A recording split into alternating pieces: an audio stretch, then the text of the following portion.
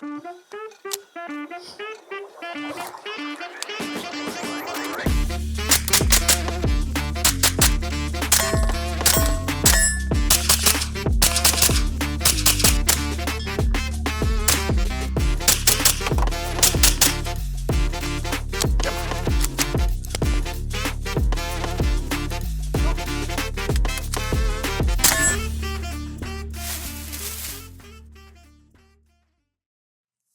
this is the Kel-Tec Sub-2000. This video has been a very long time in the making. People that have been around for a longer period of time may know what happened to my other Kel-Tec Sub-2000. We have already had a catastrophic failure of the weapon, which I guess this is technically the original Sub-2000.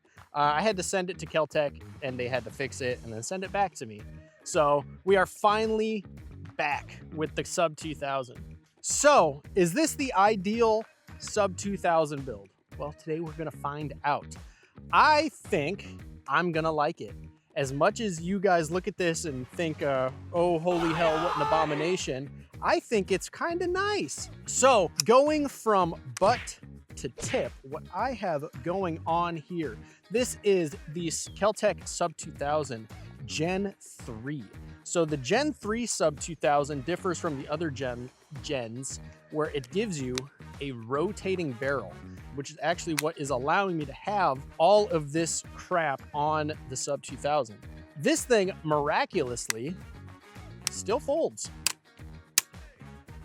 I have learned from running this thing that this vertical grip is not the play.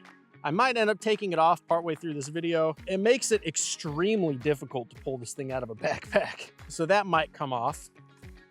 How you fold this thing is by this plastic tab right here, which those familiar with the channel will actually know that this flimsy folding tab is what broke on my last Sub-2000. That is the part that they had to replace. There's not a whole lot of customization. I've recently seen that Kel-Tec offers a mag well that you can get and a cheek riser. So that was a fucking lie. But I do not have those. So I have the stock, the stock grip, but it's up here that we start to get a little interesting. Now this thing looks like a cursed build off of Tarkov, but it is there's kind of a point to everything on here because I wanted this to be the do everything rifle. So I put everything on here. So starting at the top, the most obvious, this is a Temu LPVO. It is, I don't know what it is. I'm gonna take these off because those are gonna get in the way. I'm not gonna throw them, I'll never find those in the field. This is a Temu LPVO. I didn't wanna throw like an actual expensive LPVO on here simply because this whole video is a joke. I'm not gonna put real money on here. So this is a CV Life Temu LPVO. It isn't horrible. It has a pretty clear picture. It zooms to, I think it goes to 4 times. It's not bad. It's not bad at all. On the side here, we have a 45-degree canted RMR. This is also a Temu optic, but for a Temu optic, it does get the job done. It's hard to see. I mean, it's not hard to see. It's hard to see on this thing because I have to get my face so, god damn, low on this thing. I have to like break my cheek to get in there, but it does exist. It is there. We'll get more into my breaking my cheekbones a little bit later. We have a Fiachi. I don't know, is Fiachi a good brand, people? I don't know. I got a Fiachi light. It is dead. It does not work. That's mainly just a lot of this stuff is placeholders for real equipment, where it's like, if I like this thing, maybe I'll buy a Scout light, or maybe I'll put a Vortex Razor HD on here, and maybe I'll get a real RMR mount for this thing. The only real thing I have on here is a mag pull bipod, and it does work actually really well. These things deploy pretty well. Mag pull, they make good stuff. And then lastly, up at the very top, we have a we got way in there.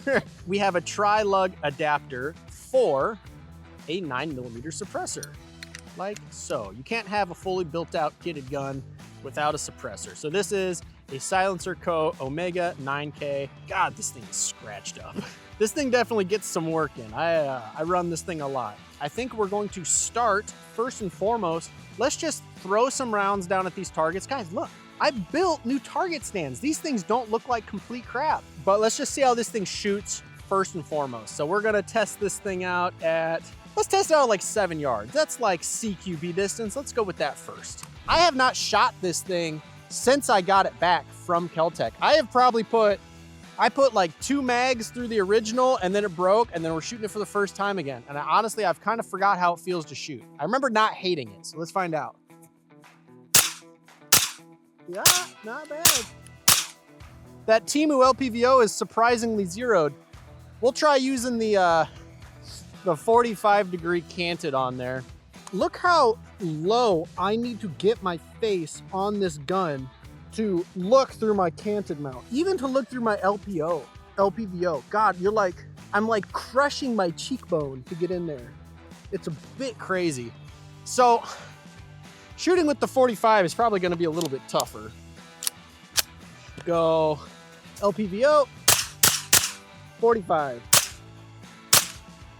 What the hell? I was holding this target with my 45-degree RMR, holding center. I shot here and here. That is insane. I was holding here. I'm 7 feet away. What the hell? I'm gonna zero this real quick. Now, I don't really care that much about how accurate this stuff is. It is a Temu, some Temu specials. At least might as well get them a little zeroed. Yeah, that one's dead nuts. LPVO is actually pretty goddamn good. This 45 though is really off. Let's go all the way this way. Okay, hold on, we're getting somewhere. We're getting somewhere. I landed on the target.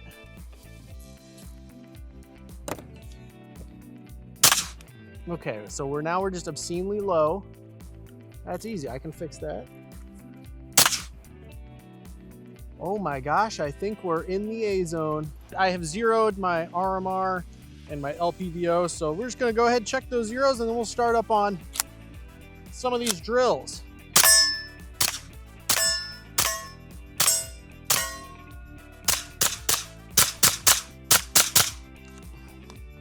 The Stendo.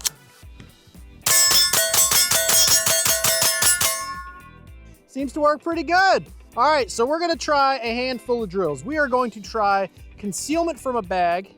We're gonna try deploying it from my truck, so as if this was my truck gun. Then we're gonna take it all the way to 100 and we're gonna test the limits of this LPVO to see how accurate this Temu piece of shit LPVO plus Kel-Tec piece of shit PCC is. I don't know why I'm calling it a piece of shit. This is the greatest thing you've ever seen in your life. Nobody move. Nobody move. I didn't think this through. I dropped a magazine. Did you see it? On the left side of the door frame, barely visible on camera. All right, you can stop recording. God, where did I drop it? So for this first drill, what I'm gonna be doing is I'm going to be pulling it out of a backpack onto a target. This target's 7 meters away. It's not very far away. So we're going to draw from 7. I have my mags in my pocket. I did find the little mag, by the way. It was in this, I don't know if you see how deep this grass is. We walked around out here for like 10 minutes trying to find that mag. But I'm going to walk around, I'll start the shot timer and I'll see how long it takes me to pull it out of a backpack. I'm gonna put 6 on target. So we're gonna go, whoops. I'm walking around, it's in my backpack. Threat, threat, threat!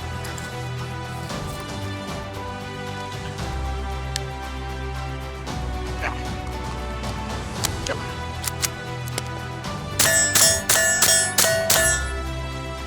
Did that look as shitty as it felt? Yeah. So total was 14 seconds. It took me 12 seconds to pull the bag out, to pull it out of my bag. And then 30.3 between each shot for a total of 14.08. 12.38, that was our draw time. I wanna see, I feel like I could do better. Should I take the vertical foregrip off to see if it helps at all? You think, yeah? All right, I'm gonna try that. Yeah, I think this vertical foregrip is fucking a whole lot of stuff up. God, I gotta stop swearing so much. I'm trying to make this more of a family-friendly channel. Quack them out. This gosh dang vertical foregrip is fricking up all of my heckin' shots. Oh, I just lost Ow, fudge, that suppressor is hot. So this time we are going no vertical foregrip. I thought about putting a like hand stop in there or something. I think this will help significantly. Let's go ahead, pack it back up and start. Oh, look at me, blah, blah, blah, blah. Ah! The bipod. Okay, start over, do over. Is it easier to have it in barrel down or barrel up? If I do it barrel up, I can grab it here and then press that down like that. Imagine walking through the park, by the way, and you just see that. No, don't mind me, Mr. Fed Man. There's nothing suspicious in my backpack. And go. Oh, cut me off guard.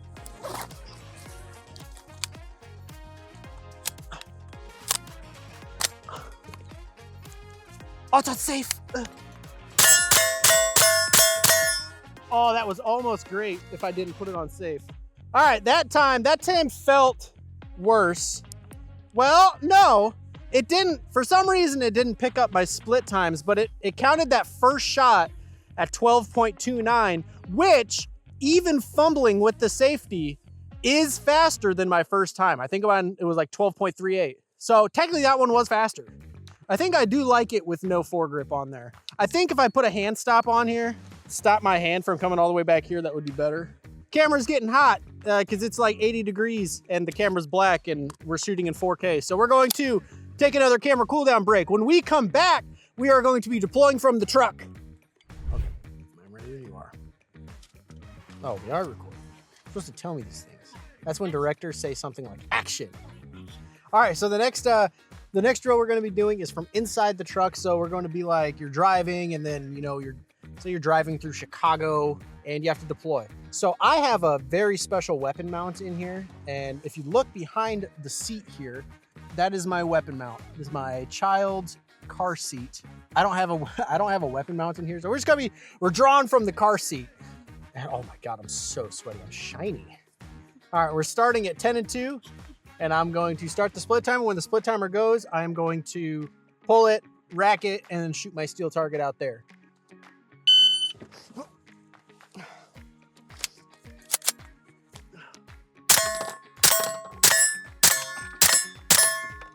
I kind of slowed it down. I'm afraid this brass is going to eject and hit my wife. But otherwise, that's pretty good. We're gonna do that one more time. What was my time there? 8.46 with a draw time. All I care about is the draw time, like deployment time. My draw time was 5 seconds and 46. That is a vastly better draw than the backpack deployment. But also, you're probably not gonna be keeping your gun locked up, buckled up into a car seat. So we're going to do that one more time. Attempt number 2.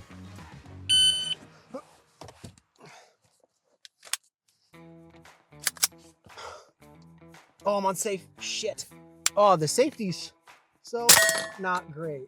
I'm still getting used to the safety location. The safety's like way up here. And normally with a safety that's kind of up and behind your thumb, I want to flip it down like an AR, but this one's a push button. And I only really am used to push buttons on like super safeties or like shotguns. And this isn't either of those. Oh, ugh.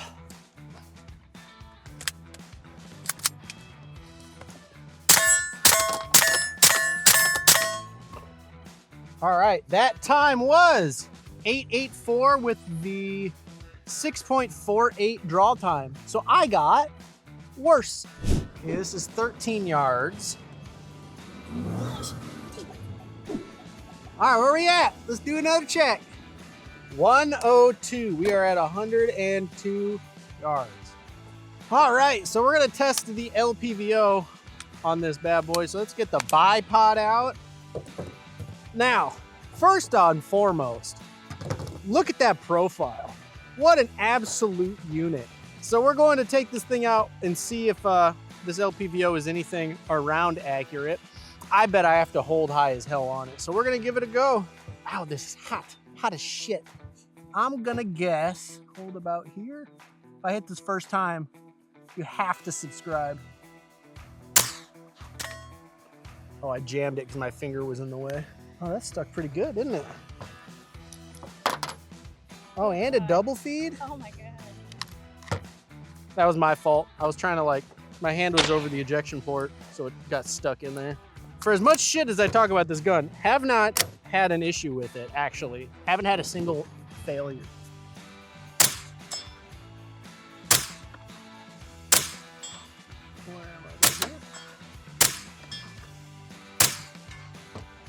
There you go. That's 9 mil. That's not bad. I bet I could go further. I think there's a creek right there if I go any further.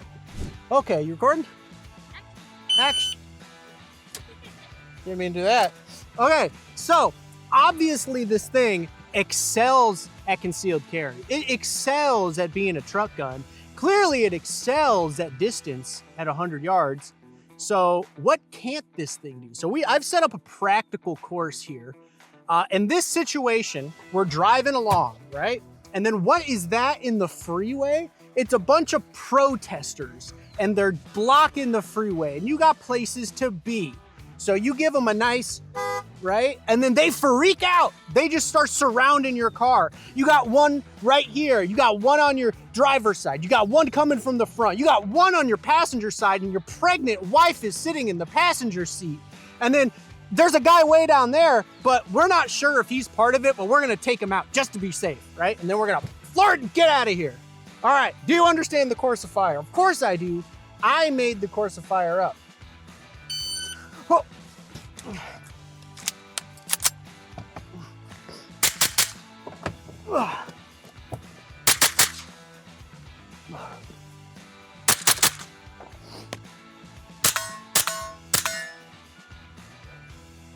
And just like that, huh? And then you kick it, pow! I would never advocate for the violence of real life protesters, unless they're made of cardboard and in a cornfield. I kind of want to run that again. I feel like I could get a better time. 10 and 2. Oh. Did I charge that? Yep.